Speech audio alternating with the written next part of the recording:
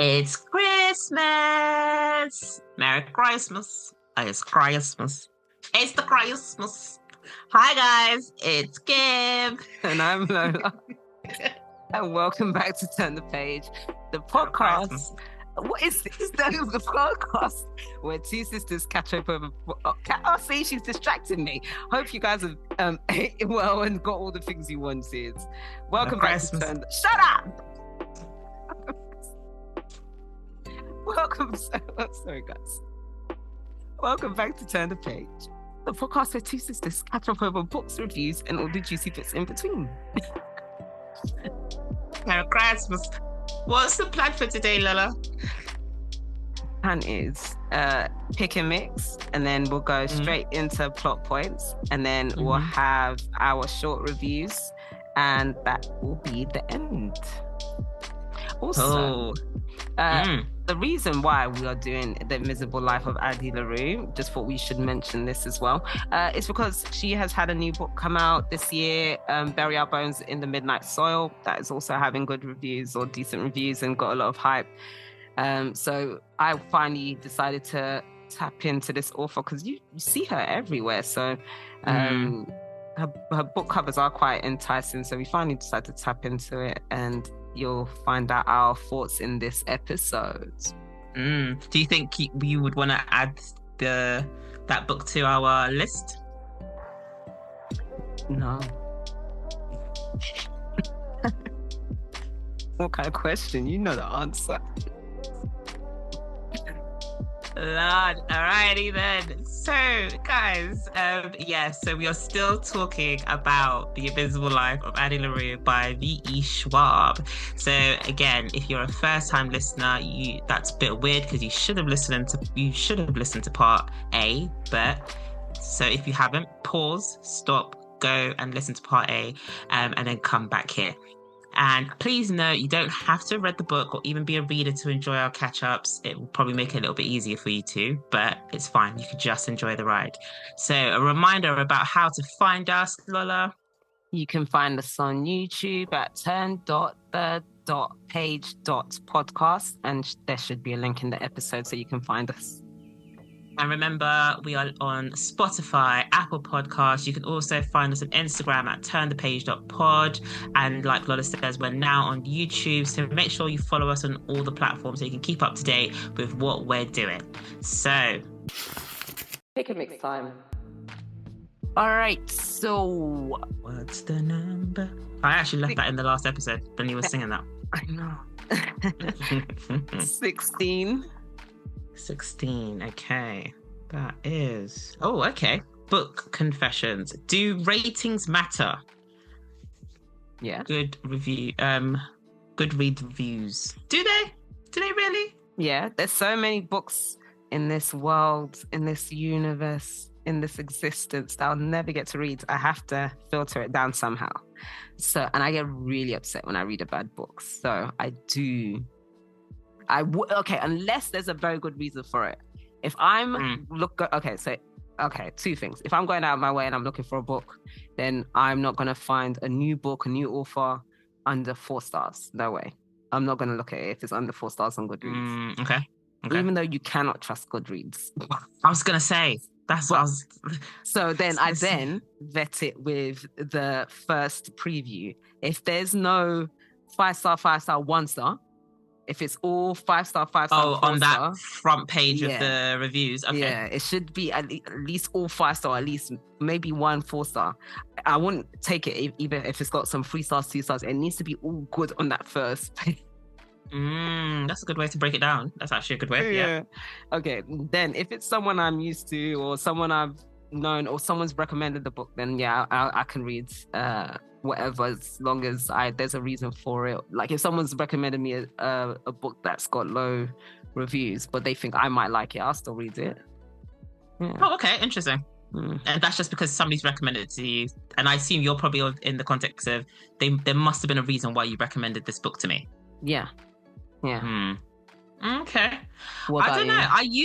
I used to think reviews mattered until we started doing this podcast, and just because of sometimes the very big difference between a 1-star and a 5-star review, I'm like, oh no. Because if you're getting people on Goodreads, for example, that have advanced copies, like for example, last episode we read a review where somebody was getting advanced copy. She was crying at the end of the book, and my girl said she sobbed.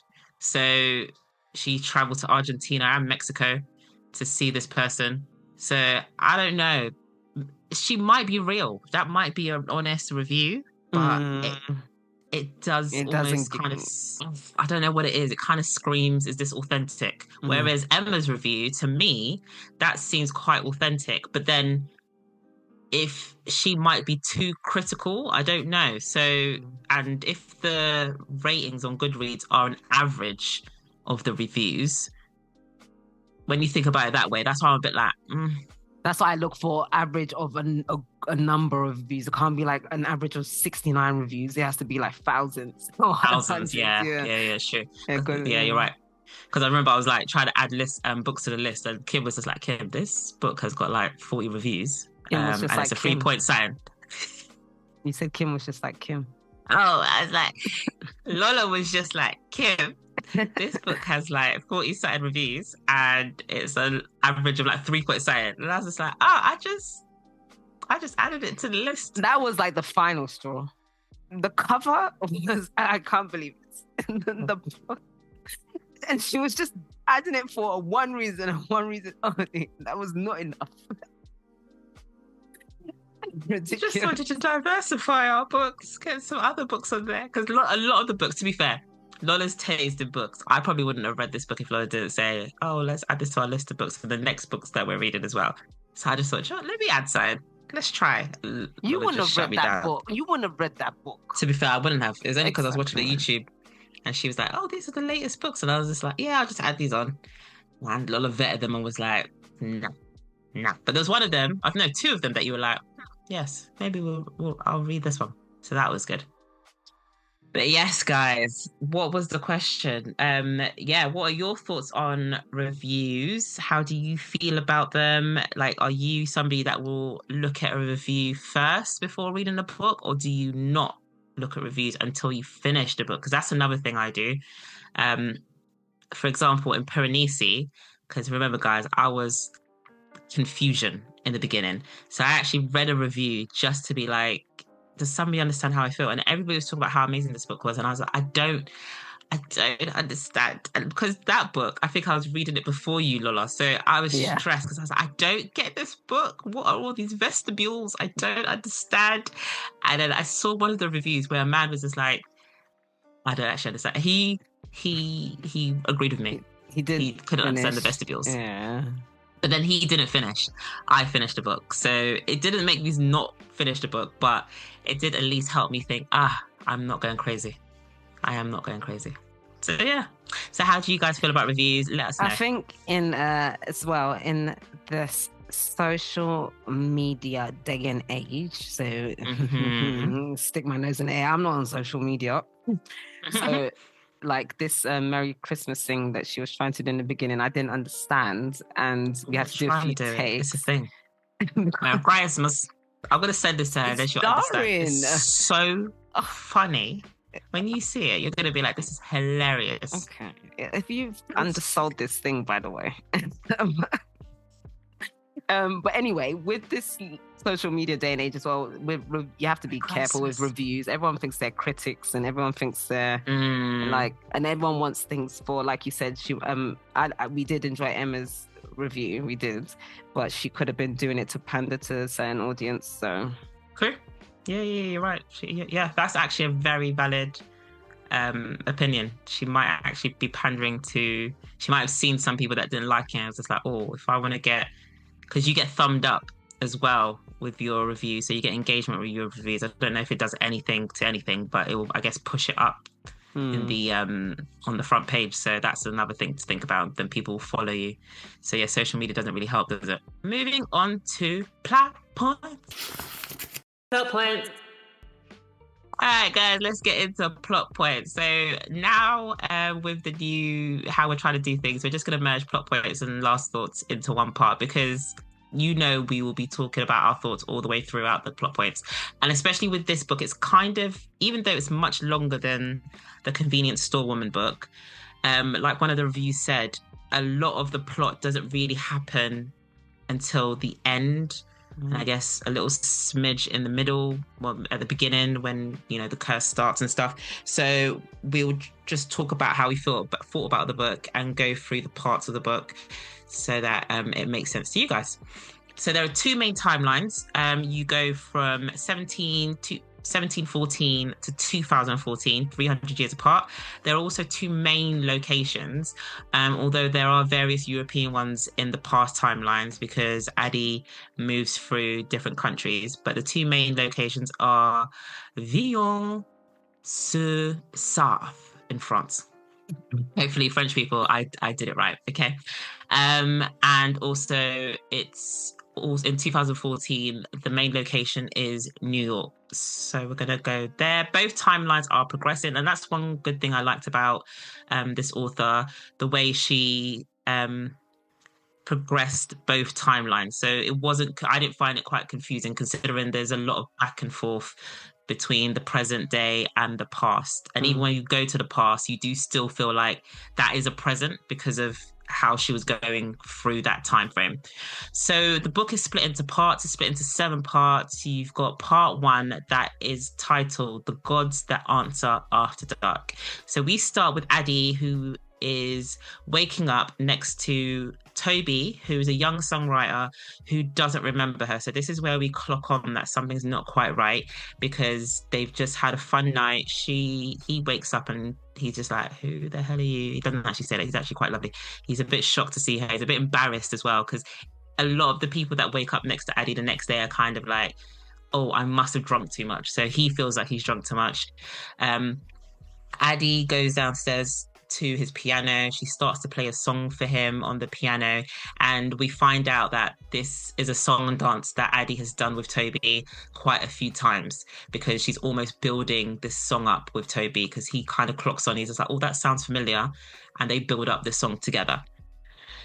Then we go back to the past and we learn more about Addie as a child and her home life in Villon-sur-Sarthe in France. So she is one of these kids, we watch these things where there's always one kid that wants to break away from the norm of the village.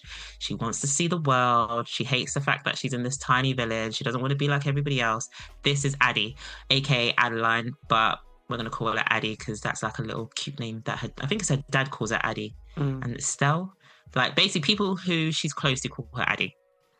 So she wants to leave her village, and her dad is a carpenter?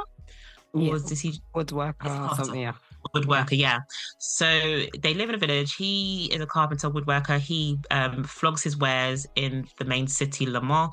And so she wants to leave the village to go with her dad because she wants to see more of the world. Her mum's very strict about, a girl needs to be at home. You need to get ready to kind of like take care of a home. You don't need to be going to see the world. Whereas Addie's very like, I want to go out there. So her dad does end up taking her on a couple of trips out there. So she gets to see Le Mans and the city and she really enjoys it. She also shows her difference because she doesn't really so in France at this time, Catholicism is the thing. She doesn't really get it. She does what she needs to do. She goes to the church and she prays, but she just kind of does it by note. So this draws her to an elderly neighbor called Estelle who believes in the old god. So Estelle, like Lola's discussed in the characters in episode 6A, is an older lady. She would be considered a spinster. No family, no children. She's on her own. And she's kind of just left to it. People see her as a witch. People see her as, somebody to be forgotten about. But Addie looks at her like, wow, I love this. This is perfect. So Estelle kind of tells her about the old gods and explains that, you give them little offerings, give that to them, pray to them, and they will help you or do things. But she also says to her, bear in mind, they won't always respond. So she's kind of explaining to her like, look, don't get your hopes up. And she also gives Addie the biggest warning ever. that Addie doesn't pay attention to. And it's not to pray to them after dark because other things will answer after dark. We follow Addie as she grows. She becomes a teenager who continues to dream. And although she's starting to get attention from the boys in her village, she's obviously not keen because she kind of feels like, I don't want to be held down by the people here. She's a teenager. She's going through puberty. She's starting to visualize who she would consider her imaginary, like her ideal man to be. So she starts taking things from the boys in the village. So the nose of this guy, or the build of this guy, the hair of this guy, and she develops her perfect man who has dark curly hair and green eyes. This is like a theme that flows from here all the way to the end of the book. Dark curly hair and green eyes. I think even Toby had dark curly hair. So that's a thing. So she's like, this is basically her imaginary boyfriend in her mind. She thinks of him all the time. She kind of uses him as a way to escape the boredom of being in Villon. And that's how she grows up into an adult, and she turns, how does she say it in the book? 3 and 20 years. Or was it 20 and 3 years? Yeah. For a good second, I was just like... So that's how they used to say it in the olden days. You see it a lot in period books. I was like, okay. So she's 23. And at this point, obviously, like olden times, women were supposed to be like wed quite early. So even her friend, she's got a friend in the village called Isabel who's already wed, and Addie's been able to hold out for long enough because she's been praying to the old gods, and she, coincidentally or not coincidentally, every time she's paired up with someone, something happens. So I think one of them, there was an accident. The next guy, I think he fell in love with her friend Isabel. So she's been able to get away from marriage talks. But now she's 23 and her mother's just like, nah, we're not having this. This is silly. You need to get married. Come on. And I get why the mother's thinking that. She doesn't want her to become a spinster because Estelle's considered a spinster. She's almost like an outcast in the village. She doesn't want Addie to become like that. And also to help the village grow. Like, you need to get married and have babies, or else the village will die out. So she pushes that she needs to get married. And coincidentally, we have somebody called, what was his name? Is it Roger? Roger, yeah. I think his name was Roger. Roger is recently widowed, and he actually has 3 small children. So at this point, the mum's like, look, here we go. You can even have you've got small children to take care of. You don't even have to worry about that. You just need to get married to this man. And this stresses out Addie because her aim in life really is to become either a spinster like Estelle or be able to travel the world. And she looks like she's been settling on the whole spinster vibe. So now that she's in this situation, she's praying to these old gods. I think she's even praying in church. She's thinking, I need to get out of this. But the wedding's drawing closer and closer and nothing's happening. On the day of the wedding, Addie was able to sneak away by lying to her parents about saying that I think she was wearing her wedding dress, and then she tells her dad, like, I just need to get something from the workshop. And he's just like, he looks at her just like, but he lets her go. So as soon as she gets outside, that girl goes running. She's sprinting in her wedding dress. The village people are chasing after her, screaming, Adeline, Adeline. And she's running through the forest, and she falls to the floor. Bear in mind, it's daytime at this point. She falls to the floor and she's crying out, please. She's praying to the old gods, please, please, please. She's been giving all of her gifts and stuff to the old gods. Something she buries things. Something. Yeah, she needs to give something. So before, the little things that she used to do was any drawings that she would do, she would like bury it in the soil to give to the earth as like a sacrifice to the old god. So she's trying to give everything she can. Nobody's responding. None of the old gods are responding. She's praying with all her might, and then she prays and prays until, guys, guess what happens? It goes dark. It goes dark. So the sun sets, it goes dark, she's still praying. And then she clocks that, whoa, there's a breeze, everything's gone silent, and an apparition or something appears, and it is supposed, I think he turns into, or is this after that He was they're a being, but it together? was scary. Yeah, so he became. Yeah. Yeah. He became what I think he became what she wanted, I guess, just to make her feel, I guess, a bit comfortable. I don't know. Mm. But she remembers he had green eyes. So this is where we meet the stranger, the entity, um, later named Luke. So he asks her what she wants. She rambles on about what she doesn't want. So it's this whole speech about like I don't. And the thing is, I actually to finish this book on time, I was listening to it as an audiobook as well as reading. And the audiobook, I must admit, the person that does it is so good. I wish I could play it without copyright, but she's like, she does a French accent. I don't want to be held by anybody. I don't want to. And she's very passionate. I don't want to belong to anyone but myself. I want to be free. I want more time. Like that is very passionate. And so she's going on, and he's kind of looking at her like, you told me a lot about what you don't want, but I've actually asked you what you want. So she says she wants to be free. She wants more time. So he's like, no, I can't give you eternal life. And I think she tries to offer up. Is this where she tries to offer up the ring or something? Can't remember what happened here. But after some bargaining, that she has from her dad's workshop. Yeah, is that when she offers that? The little bird. That's the artist rendition on the page in this book as well, which you weren't seeing. But I'll get into it when you finish this part. Okay. So there's some bargaining. They settle on the fact that she'll have eternal life for as long as it suits her, and she won't be tied down to anything. So for Addie, she's thinking, okay, but she doesn't understand the ramifications about this until a little bit later. So she passes out, and then she comes to, and she clocks that nobody's looking for her anymore. Like, it's gone silent in the forest. She's left there on her own. She gets up and begins to walk back to her house because she's thinking, oh, nobody's looking for me. Is everybody okay? It's silent. She goes into the house, and then she sees her mum, and her mum is just like, what are you doing in my house? Get out of my house. Who are you? Like screaming at her, and she's like, whoa, like, mum, it's me, it's Addie, it's Adeline.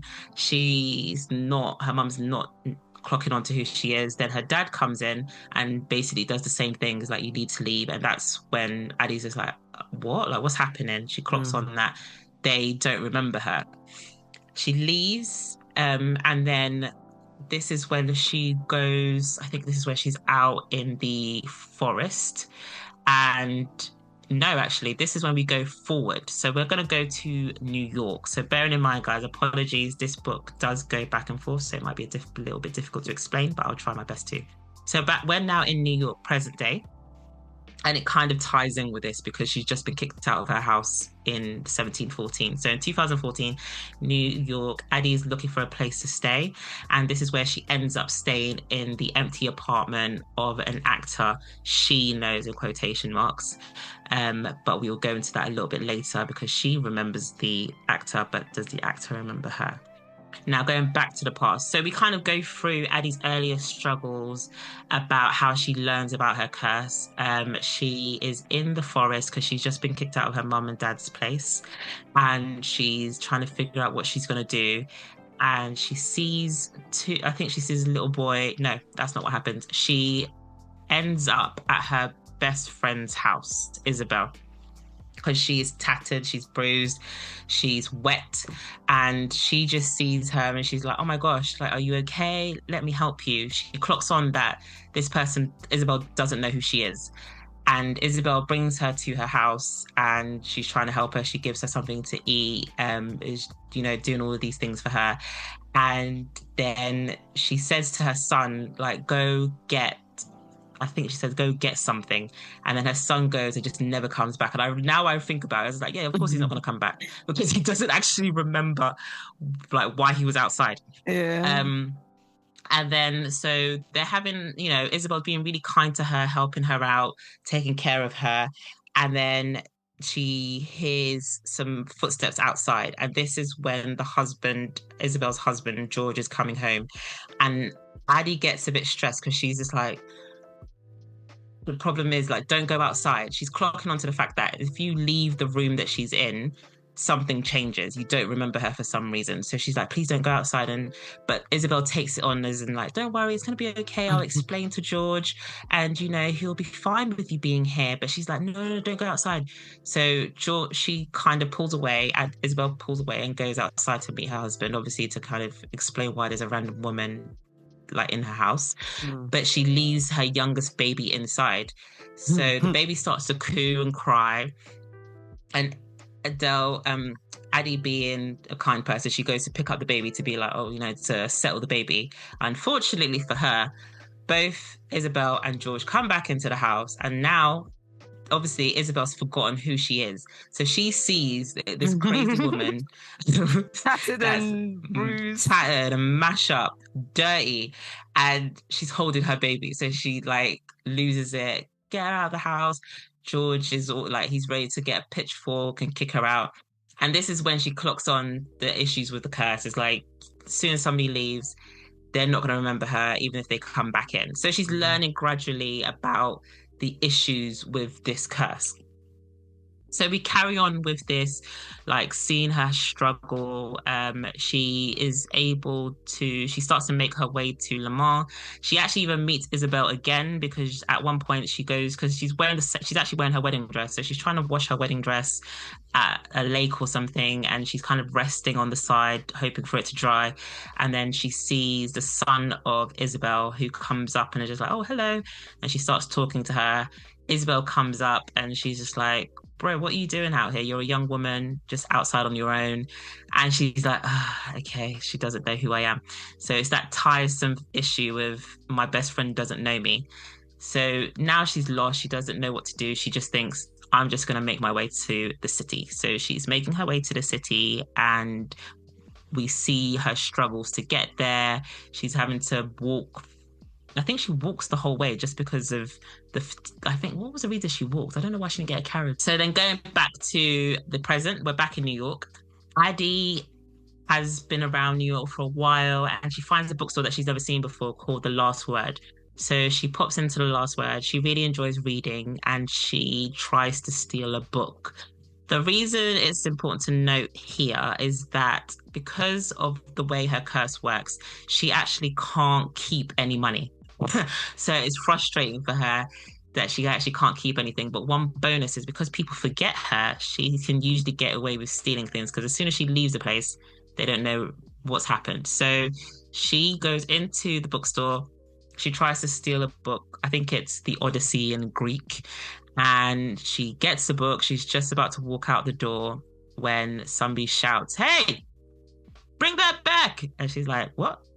Because the person's actually left the bookstore and still remembers that she's got a book. So that is the end of part 1. I thought it was a good start. I preferred the bit set in the origin arc so far at that point. It was much more quicker pace. It was much more punchier. It was like a lot, obviously, because she's trying to figure out things, but there was a lot more to that bit that I thought in part 1. The modern bit, she's still wondering. But it's like at a more calmer pace. Yeah, it just tied in, like you said, it was jumping back and forth to show how she's come a long way from those incidences, I guess. Yeah. But she's still struggling though. She's like, but she's found a way to live. Yeah. And so in your, so did you, because you were reading on the Kindle, did you have so in the beginning, like of each part, it will start off with like an artist rendition of something and like an artist profile? Yeah. Oh, okay. Yeah. So this one started off with something called the Revenue, and it's like valued at 175,000. So at the beginning, you don't really know why it's starting off with this, and you're like, okay. But then, so when she's like running away and stuff, she tries to. One of the things she also learns is that she can't write, which I thought was quite interesting because she can't leave a mark.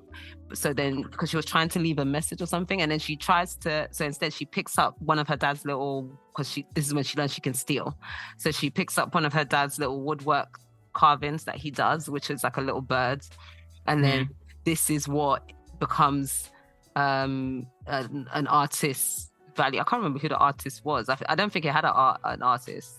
Arlo Moretz. Oh, yeah. Arlo Moretz. because she carried that thing around for a while until Luke did whatever he did. So she had that inspired that artist to do that sculpture of that woodwork piece. So yeah, I thought that was Do you know, I didn't clock about the art bits until I think was it the drawing of her? Of the drawing, I think maybe that's like part 4 or something. I didn't clock that every time they had an artist. I was like, why do you keep telling me about the artwork? Probably because you were jumping between the audiobook and stuff. Because I was always looking out for it, like what's it, Easter egg. I was always looking out for what was the link to that. But yeah, I thought okay. Straight away they mentioned the 7 freckles, and I've got a friend with like loads of freckles. She has freckles on her gums, like she has loads of freckles. So I was like, is 7 freckles really a lot? Like, what's going on? Why is this such a big to do about the freckles? They mentioned this a lot, like, and I was really like, okay, what's that about?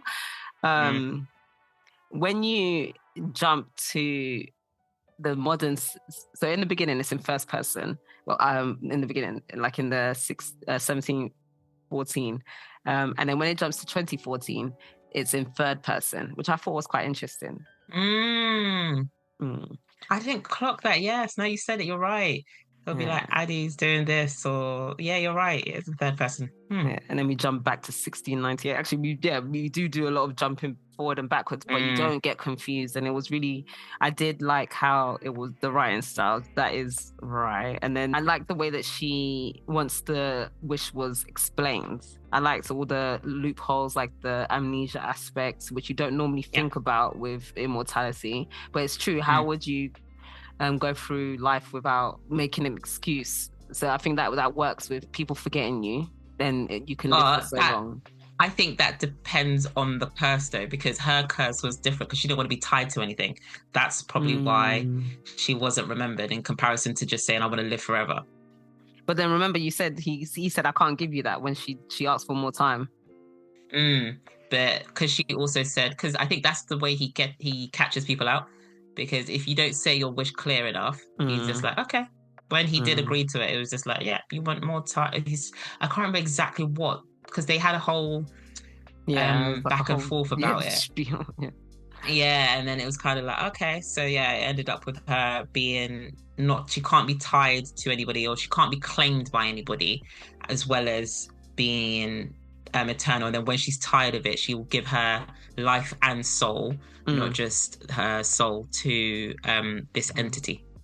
But I agree with you. I enjoyed the first part. It was quite like like I said, I was reading it. I started reading it, and then I was listening to the audiobook in the car, and I was just like, rah, like I felt it was done quite well, even in the audiobook.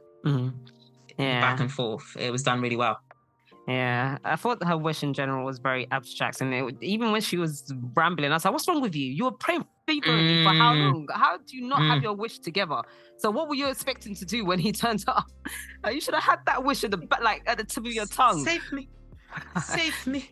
And then when the modern bit got to the bookstore, that's when I was like, okay, now we're getting somewhere. But up until then, I was like, okay, this is okay, but I'd rather find all of this out in the olden days, like how she survives in the olden days, because I did quite like the setting and all of that built up. But yeah, I just feel bad for her when when their parents were just like, "Now, who are you? Who are you?" Especially because she got on with her dads. Yeah, like her dad was her bestie, and I think it's in part 1 where even Estelle was just like, when she goes to Estelle next, and that's why she ends up leaving the town, because it's like, right, this is actually a bit painful being here. Alrighty, moving on to part 2, the darkest part of the night. So this is where we meet Henry Strauss, who is a guy that works at the bookstore that Addie had just gone into and stole the book. So this is Henry who runs after her. We also learn more about how Addie struggles getting through life. So remember the wooden bird that Lola was talking about that she took from her dad's workshop? She kind of keeps that as like a memento for her dad, and she's walking through Le Mans. Then she actually ends up in Paris. And this is also where she sees how gritty Paris is. So she's carrying this bird, and she's been able to keep it whole this whole time, because she notices that if she tries to break it, so she wasn't trying to break it, but I think she dropped it and stepped on it, but it came back together, it was fine. So she was like, okay, so I've been able to keep this fine. This was something that she was like, okay, this is okay. I'm not causing any impact on things. But then if you think, when she then thinks about it further, that means that she can't actually make any impact on anything. So she can't make things. But when she was walking through Paris, she gets pushed aside by a woman and the wooden bird drops and it actually cracks and breaks. And then this is when she clocks that other people can break the things, but she can't. Life is rough. She's sleeping on the streets. At one point, because the other thing to remember is she can't keep money. Bless her, because she can't make money. So she's sleeping on the streets, and then it gets this. This is when I was like, this is a good portrayal of how this life would be, or this wish should be. It was well thought out, yeah. Because it wasn't that whole wishy-washy thing of like, usually when you have people that can live eternal lives, and even if you can be forgettable, you would think that, oh, so she could be really rich and make money and like run away to different places. But the poor girl ends up having to sell her first time, her virginity, for some money, just for food to eat on the streets, so that she won't starve. But another thing to highlight is, because she can't die. Even when she gets hurt, she can feel the pain, she can get injured, she can starve, but she won't starve to death. So that's one of the other issues. I forgot about that. Yeah, and I was just like, that's such a good point. Because that's another thing that people usually do when they're doing that trope of eternal life, is just like, oh, I don't need to eat. And she doesn't need to, but she will feel the pain of somebody who can't eat. So she's going through it. She's really struggling. She's learning how the curse works. So she's now become a sex worker, in so many words, just trying to make money to survive. She also figures out an easier way to get through the sex work by trying to poison the men that she's sleeping with so that she can rob them. One of the things that she learned from her curse is that she can't poison someone unless they are involved in the poisoning. So I'll explain. So she has to put the drug in the wine, re-cork the bottle of wine, and let the person she's with remove the cork, pour the wine itself, so that it will make an impact. If she was to, for example, put some drugs in somebody's drink, the drugs would just disappear. So I was just like, that's an interesting way to show this curse. It makes sense though, because if she kills someone or harms someone, that would leave an impression. How would you explain who did it? Yeah.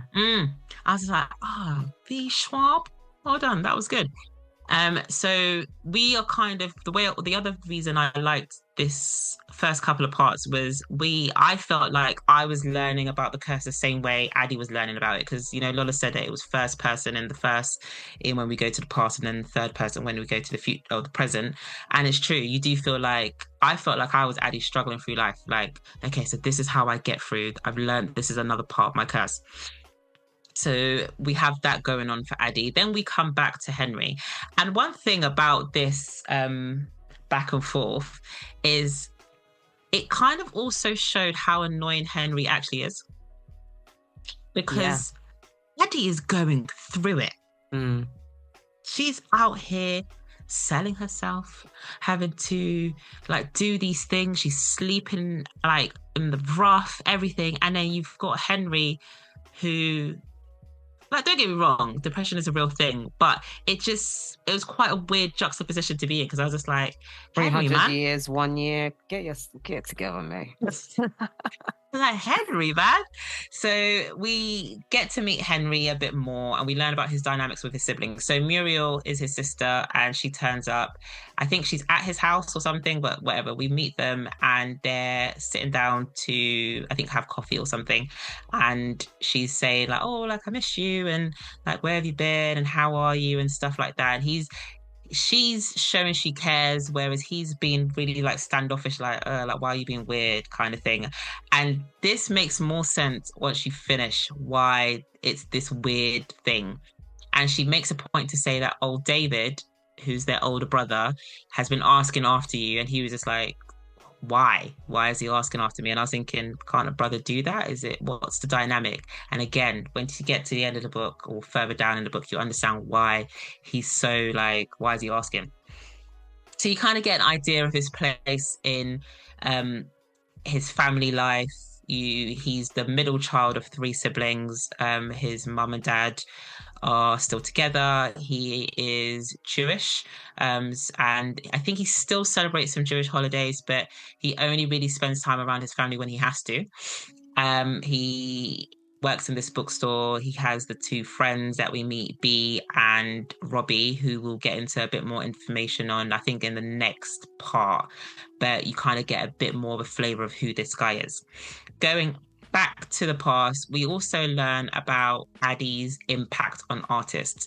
So we see how I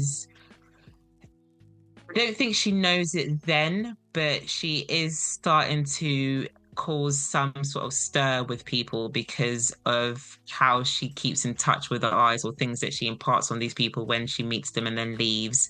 And we get a brief kind of explanation of that. Yeah, so she learns that she can't make an impression, but she can influence or inspire. So like Kim said in part one with the song, that's why in the future, that's her goal now, to inspire artists. To kind of think of her, which when it got to the end, I was like, narcissist. Yeah. Just so that you can so someone can remember you. Just get together. A lot of people die and no one remembers them. Sadly. That's what I was thinking. And even if you were still in V.E, you wouldn't be remembered. Nobody knew who you are. Why is it now that you want to be remembered? But okay, I guess it's the whole being forgettable thing.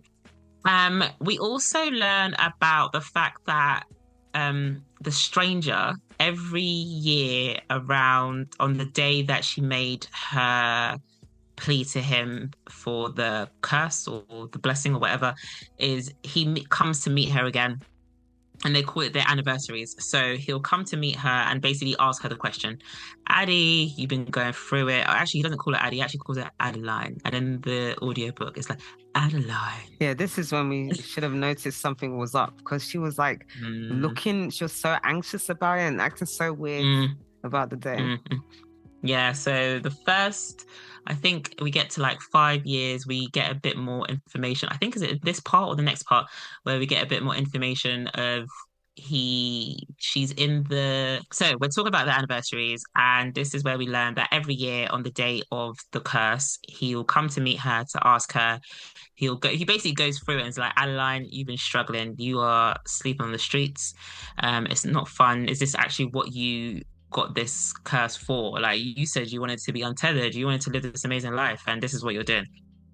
And usually she'll say the same thing, like, no, I'm not going to give you my life, I'm not going to give you my soul, I could still keep going, basically. So it's kind of this push and pull between them two, this angst between them. And I think this is probably why he keeps staying interested, because he's just like, rah, you're actually going to keep persevering considering the shit that you're going through. And then we see one of these instances. So it's year 5 that she's been doing this, and she's in a marquise's house. She's been able to sneak in whilst the marquise is out. So the maids and servants are having a mini shindig downstairs. So she's been able to sneak in, and she's in the room of the marquise, and she's eating like bonbons or something. So she's doing this, having a good time. She's like, yes, finally some sugar. This is like the first time she has sugar. She's excited. She's like wearing her dresses and stuff. And then good old stranger walks in and he's like, Adeline, Adeline, Adeline, isn't this a pitiful sight? And to be fair, he's probably looking at it, he's like, this is what you wanted this curse for? To just be raiding somebody's bonbons? Sleeping in people's beds like Goldilocks. Just so unimpressed with her. But it was like, fitting for the time. You wanted freedom, but did women really have freedom? Exactly, yeah. I completely see why. It's just like, of course, this is what she's going to be going through. So, so she's doing that, and he's saying to her, like, look, come on, you don't want to keep doing this, Adeline. Come on, like, just stealing bonbons? Like, come on, just give up. It'll be fine. And she says, no, I refuse to yield. I'm not going to allow you to do that. And then he's just like, okay, how about we have some dinner? Let's go have some dinner downstairs. And she's like, no, I don't want to eat with you. Because at this point, she does hate him. You know, she reached out for help, and he's basically led her to a life of destitution and stress. So she's like, no, I don't want to eat with you. And then he's like, well, suits yourself. I'm going downstairs. He calls the servants. They sort out the table for dinner. And then she's kind of like, if I don't go downstairs, he's still going to be taking the piss out of me anyway. So let me go downstairs. She meets him downstairs and she's shocked at all the food that's there and how he's able to get the servants to do things like they're in a trance. So she's eating and he's kind of like just watching her eat, and she's like, why are you doing this and stuff like that. And I think this is one of the instances where I can't remember what she does or says about, she says to him, like, please, like, leave the servants alone, they've not done anything wrong, or something like that. And he's just like, yeah, but the things you're doing impacts the servants. Like, what did you think was going to happen when you left here? Bearing in mind, nobody's going to remember you, and you eaten all of the Marquise's bonbons and been wearing their dresses. The servants are going to get in trouble. And I think that's the first time somebody's pulled her up on, like, I know you're going through it, but you're not the only one. Like, you still kind of do cause an impact when you just leave. And they're going through this whole back and forth because, you know, she's fighting with him. And I think this is the first time she calls him Luke. And when I was looking at it, I was like, why Luke? But then if you think about it, Luke is short for Lucifer. So maybe that's why she's picked that name, or maybe that's why the author picked the name. I don't know if she actually did it for any reason, but she just kind of looks at him and calls him Luke. Bearing in mind, guys, this guy looks like her. You remember that imaginary boyfriend that she used to have when she was 16? This is her. This is what he looks like for her. So he's her type. So just keep that in mind. Now, going back to the present. In the present, Addie goes back to the bookstore because you remember she went to the bookstore, she tried to steal a book in part 1 and Henry runs after her. So she goes back to the bookstore because I think she kind of thinks that he must have forgotten her. Maybe it was a lag, but he must have forgotten her. So she walks into the bookstore, tries to steal another book, or was she trying to put it back? I can't remember what it was she was trying to do. And he looks at her. Yes, she was trying to do the scam. So she was trying to bring the book back to get some money. And so she comes to the front till where Henry stood and she's like, can I give this money back, this book back? My friend bought it for me and I've already read it. And he's just like, are you taking the piss? Like, and she's like, sorry? He's like, are you taking the mic? Like, you stole that book from me yesterday. And she's like, sorry? And this is when she clocks that he must have thought she was her. So crazy. Isn't it? Like, how dare you come back into my store the next after day. Stealing? Trying to return the book. Say your friend, bitch. I chased you out of the store. What do you mean? He grabbed her hand when he's chased her out of the store. So it's like we had a whole conversation. So that's when she clocks and she's like so shook, and he's just like, okay, look, you're embarrassing yourself, you're embarrassing me now, just leave. Like, there's a queue developing, but she's in so much shock, she kind of just stands there, and he's like, you need to go, just take the book and go. So she goes outside, but she doesn't leave. She's still shocked by everything. And then it's closing time. He leaves the store and he sees her outside and he's like, what are you still doing here? She's like, please, can I buy you a coffee to apologize? I feel really bad. He's just like, nah, it's all right. And she's like, no, please. He accepts and they go to get some coffee. That was the end of part 2, if I remember correctly. This one, I wasn't really feeling it because it was a lot of Henry's POV, which I wasn't really feeling. Like Kim said, I don't really like his character. I didn't really want Henry to be the main character when we met him, but then he was really the only one that she really interacts with. Like, yeah, we met all those other people, but yeah, you could kind of see it come in. And I was thinking, like, what at this point, I was like, why do people keep? Because the way we saw his deal is people just kept apologizing profusely. And I was just like, why do people keep apologizing to him? Like, what's going on? So I was like, is he Luke? And for some reason, because... Or like a reincarnation of him or something. And then for some reason, I was really obsessed with thinking that she's dying. The irony. Oh, okay. Because in the beginning, it starts with a prologue in 1714, and I was like, oh, is she dying? And then it jumps into part 1, and so when we got back to here, I was like, oh, is she dying? Like, not to be negative, I don't know why I really thought she was dying, or there was something going on, but yeah. Turns out it wasn't her, but yeah. I didn't really like Henry. What did you think about him? Mm. I, like I said, especially it was quite jarring to see how he was going through life in comparison to Mm. how she was going through life. Mm. And another point to, because like Lola said about the way people were viewing him, because I missed a chunk. So Henry in the bookstore, there's a bit where it the way it's written is it makes Henry seem like everybody seems to give him some reverence that he doesn't seem to understand. So Mm. even because B, his friend, is in the bookstore, she's one of these friends that just like hangs around. She's like reading the books, and he always has to say to her, "It's not a library, B." And she even points out to him, it's just like, look, are you gonna go out with this girl? Like you always downplay how good you are, kind of thing. So he seems like one of these people that doesn't understand how good he is at this point. When we read on, we understand why. And also another bit that I missed out is that after in the past, after that 5-year anniversary, the 6th-year anniversary of the curse, because she's now expecting him to come every year. So she's like, look, I'm doing better this year. I'm going to show him, or Luke, how amazing I'm doing. So she prepped herself. She was ready in a room. She was dressed up nicely. She was ready with a glass of wine to tell him about himself. My guy didn't turn up. He didn't turn up. He just take the piss out of it. I just found that so funny. Literally. So funny. I was so happy. But you're right. I didn't like the way he was experiencing it because she's trying to figure things out. He's kind of like, oh my God. It's like Henry. Yeah. I was a bit like, nah, she's actually going through it. And yeah, very victim complex vibe. And I was just like, oh gosh, like get over yourself. And another bit that I missed out is, and I think I probably thought it was going into part 3, but it's actually part 2. So the end when they go for coffee, she's really enjoying his time. She clocks on that he remembers who she is, and I think this is when he actually says the line like, "I remember you" or something like that. That's why he was just like, "I remember you from when you stole the book yesterday," and they're really having an amazing time. And then he also at this point asks her, "When you look at me, what do you see?"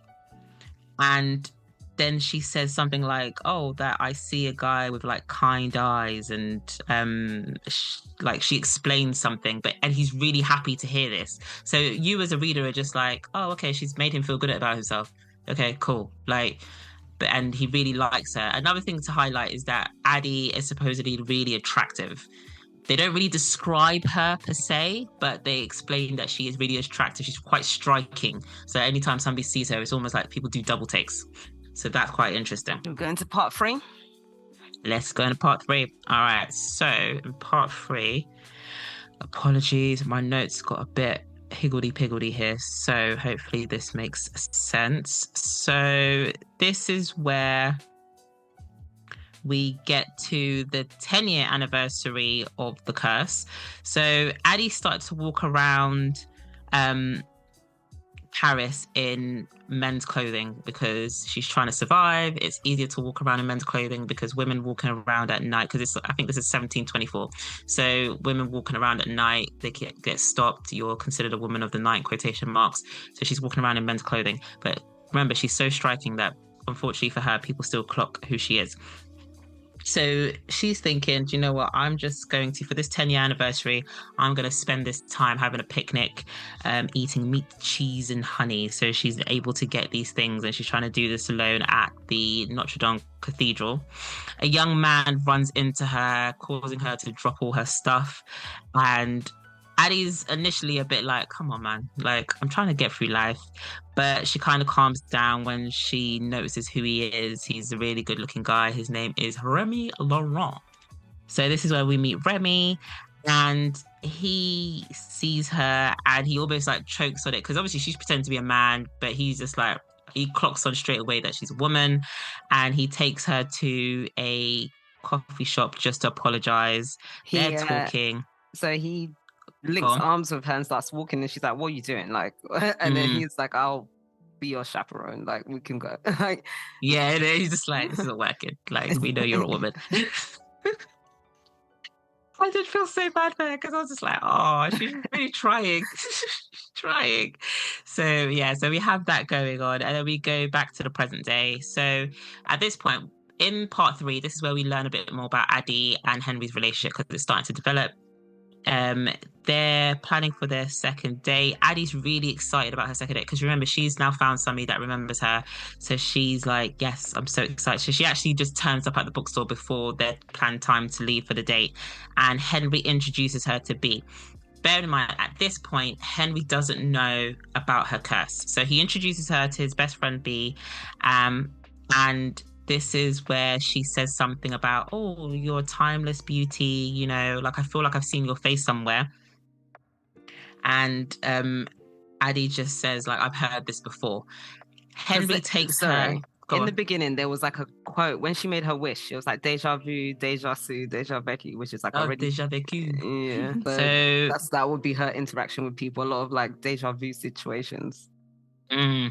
So they go for a date to some speakeasy where they play pinball. She's having an amazing time. She's like, she just enjoys her time there. And then this is when when you're just like, when you think back to things, he asks her a question because he's having a bit of a moment. He's like, I think they go to watch a movie. This is the movie scene. Yeah. They go to the cinema and they're watching a movie. And in the middle of the movie, Henry starts to crash out a little bit. And even in hindsight, I don't understand this scene. Yeah, because I don't know maybe if I knew the movie, then I'll be like, that makes sense. I need to maybe look into the movie. But he crashes out whilst they're in the movie. He's like hyperventilating. He goes outside. And then he's like trying to get some air. Addie follows him outside and she's like, are you okay? Like, what's wrong? Is everything okay? And this is when he responds, do you ever feel like you're running out of time? And maybe he felt like this is too good to be true. Maybe that's why he was crashing out and that's why he said that.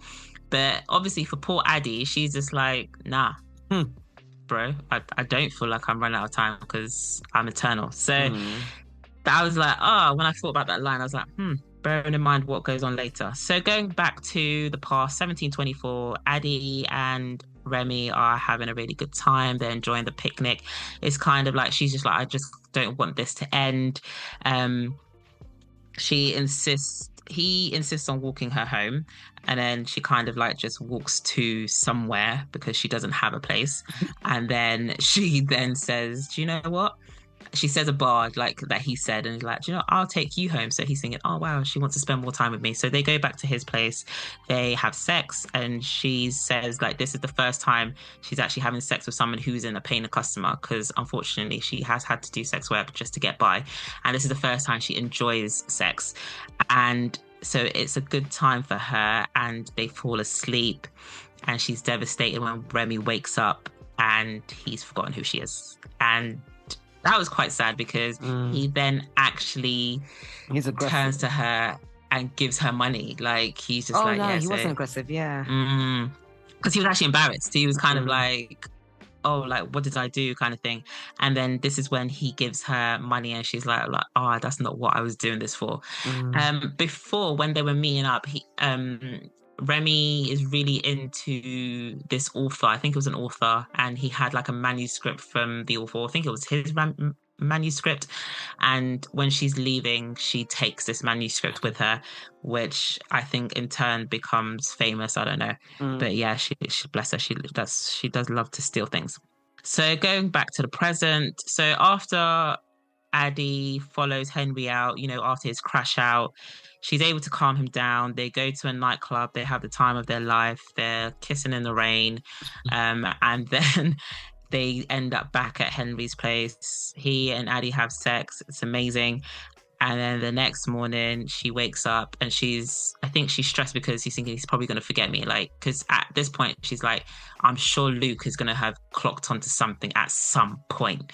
She wakes up and then she hears food being made. She goes downstairs and she sees him and he's just like, hey, Addie. And she's like, shit, he still remembers me. So she's very excited about this. Going back to the past, we go back to Addie tearfully walking through France because of her encounter with Remy leaving after she's left Remy's home. And this is when Luke turns up after being away for ages. So remember, I think he hasn't seen her in 4 years, actually, because the last time, or 5 years, the last time was at the 50th anniversary. So she's walking through, and although she's upset and pissed off with Luke, she is happy to see him in a way. Maybe not happy. Happy is not the right word. She did miss him, because if you think about it, he's actually the only person that or thing that remembers her or knows what she's going through. So she kind of tries not to show that she misses him. And she's like, where have you been? Why haven't you come? And he's just like, no, I've always been around, babes. I've always been there. And you see this start of, something. This starts something between them. Then we move back on to the relationship between Henry and Addie. They're getting closer. It's lovely. They're getting to know each other. They're having a good time. And I think, this is when he clocks that something's not right. Yeah, because she didn't want anyone to leave the room. Yeah. So, okay. So we're learning more about Addie and Henry's relationship. They're getting closer and closer. They're spending a lot of time together. And I think they're on one of their dates when Henry clocks. He's like, oh, damn, B, his best friend, calls him and is just like, where are you? I hope you got dessert. And he remembers, shit, I actually need to go. I've got a dinner party. And I need to get dessert. So they have this cute moment where she takes him to this bakery where the baker was just about to close up. She speaks to him in French, talks about his daughter, and the baker opens up, gives her a dessert. And she's like, here you go, at least this will help. So she's planning to go and leave him to it. And he's just like, wait, why don't you come with me? And she's a bit like, maybe I shouldn't. And she says, the author does this thing where she'll be like, oh, I wish I didn't, or it kind of gives this foreboding because so you kind of know that something's going to go wrong, which is quite frustrating because I just want to get to it and know that something went wrong instead of preparing for something to go wrong. So they go to B's apartment where B is there with a partner. You have Robbie's there and a couple of other people are there. And it's okay, it's going well. Robbie is obviously standoffish with Addie, because if you think about from what Lola said in regards to characters, Robbie and Henry were in a relationship before, and it's quite clear to Addie that Robbie does still love Henry, which will make a bit more sense when we get to the end. So they're having this dinner party. She's really concerned about people leaving. She doesn't want people to leave the dinner party because she knows that if anybody leaves, then they're going to forget her and it's going to be stressful because Henry doesn't know what's happening. So they're going through this. What happens? Because somebody does leave. They need to get something, some kind of food or something. I can't remember. Yeah, something happens. I can't remember why something happens, which meant someone went to the toilet. Robbie was every time Robbie meets her, he hates her. Yeah. So he was being rude. One of the friends goes to the toilet. That's it. You're right. So one of the friends goes to the toilet, or she walks out to the balcony or something, and then comes back and does the whole thing like, oh my gosh, like, who are you? And like Henry's looking like, oh, that's why are you asking? That's weird. And I think she doesn't even say anything to her. She just clocks on it's weird. It was the host. And then she says something. B. Yeah, B looks and she just looks like, yeah. But she doesn't say anything. She's just a bit like, oh, okay. Because obviously it would be weird to bring it up in a dinner party.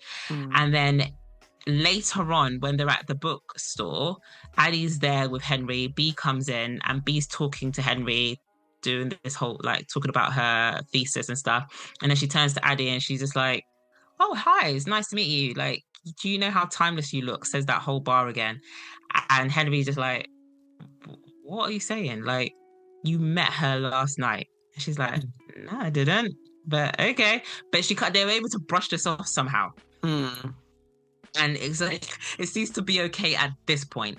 But that's when, like, things start to be like, for Addie, just like, maybe I need to, like, eject myself from this. But because she enjoys the fact that at least one human remembers her, she still stays around. So we go back to the past, and poor Addie is just trying to get through life. So this is when she meets, I think her name, I can't remember what her name is. It's French. This is where she meets Madame Geoffrin So she's been doing this whole spiel every so often, going on and on, like, because obviously she'll leave and then remember her. So she's been able to perfect the way to get into Madame Joffrin's good graces so that she can make a name, well, not make a name, but make a way for herself in Paris, because, she needs to get through somehow. So she's been able to do this by saying the correct words to Madame Joffrin, and she's in the salon where they have tea time and stuff like that. She's enjoying life. She's been able to set herself, and then good old Luke turns up, and he just scatters the whole thing. Bear in mind, he hasn't been around for a while. He scatters it. He tells Madame Joffrin that Addie's a con artist and therefore must be ejected. And the other thing about Luke is that he does have this power over people. So, like, he's able, I think even when he walks in, people just like treat him like he's supposed to be there. So he tells Madame Joffrin that she's a con artist. She must be kicked out. Addie runs out of the salon with Luke close on her heels, and she's kind of just like, you know what, it's fine, I'll be able to figure my life out, and it's fine, I could just go back in right now because they're not going to remember me. And then Luke says, I'll think you find that my words won't fade as fast as yours do. They will not remember you, of course. But then he gave her the idea about sleeping with all these artists to leave memories. Because I think that's when she was just like, okay, isn't this when she was a bit like, okay, I'm gonna get you somehow. I'm gonna get you somehow. So yeah, so that's happened in the past. We're going back to the present. So bearing in mind, he had this run-in with B. She's like, I don't remember you, whatever. They carry on. They're still dating. He's a bit like, oh, that's weird, but they're able to get by until they see Robbie. So Robbie turns up and he's just like, oh, who are you? And Robbie's a bit harsher about it than B is. And Henry's a bit like, why are you acting like this? Why are you being rude? And she's like, no, I don't know. Who is this person? And it gets a bit aggressive. For some reason. Henry's like ready to like hit Robbie. Like, I was like, what's going on here? So the point that Addie has to like step in and be like, Henry, don't. And Henry finally calms down. And this is where she tells him it's not Robbie's fault that he doesn't remember her. And when Henry's just like, no, you're going to need to explain, I don't really get it, she takes a deep breath and she begins her story and says, my name is Addie La Rue. I was born in Vion in the year 1691. She can't say her name out loud as well. So that's the first time she was able to say it. Yeah, so to say it to him, I was just like, aha, finally, he's finally known. And when she told her, I was like, finally, somebody knows about what she's going through. But yes, so that's all going. There's, you go back to the past where, Addie does a thing throughout the book, which I probably won't highlight again until there's a point that I do. She goes back to the past, so she goes back to Vion every so often to see her parents' house, to see Estelle's house, as she can see the way time has changed everything around her but herself. So this is when she sees her mum, who has aged. She doesn't see her dad, but then she clocks that her dad has passed away. And then she even goes back to when, pre the curse, her dad had this cough that he never did anything about. And so she's kind of wondering, is that how he passed away? Was it the cough that took him? But she won't know. Her mum sees her and is a bit like, being the tough woman she is. She's like, who are you? Like, what are you doing here? Do you need something? And she's like, no, it's okay. I'm just walking by. And then she leaves. She goes to Estelle's place where she sees that her place is starting to erode, and you find out that Estelle has passed away, and she's sad about that. So she does this every so often. She'll come back just to see how time has taken over the place.